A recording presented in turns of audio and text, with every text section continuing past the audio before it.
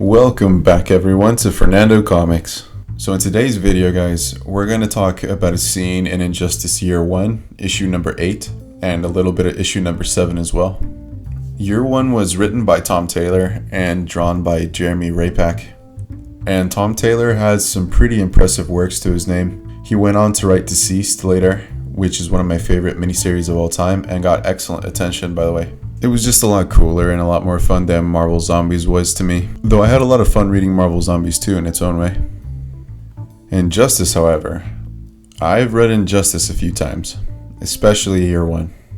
Year 1 is my favorite of the 5 Injustice years, and including Ground Zero as well. And I just can't help but go back to it because I think it's so good.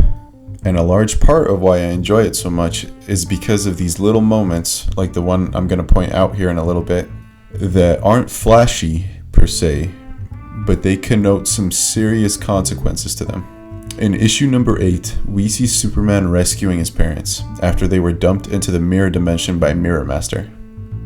But the person who put Mirror Master up to the job was the President of the United States.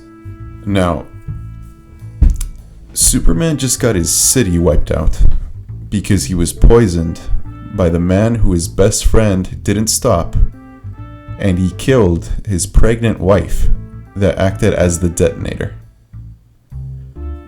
And the president's first instinct is, let's go after what's left of his family.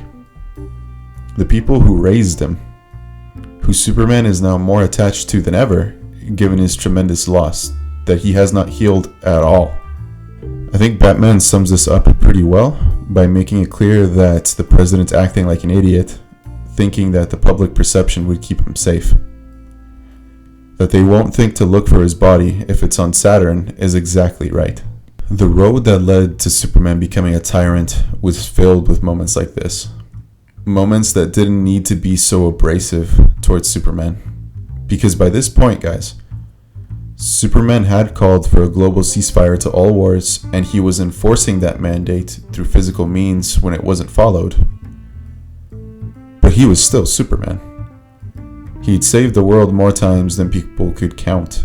He was interested in what was best for the people of Earth. And the last thing he was expecting was for the United States of all countries to turn on him like this. Was what Superman was doing right? We could talk about that in a different video, but the point is, kidnapping his parents was the wrong move. It was moments like that that pushed Superman farther down the dark path that he took. Step by step, he fell, and the world's reaction to his change was partly to blame for it.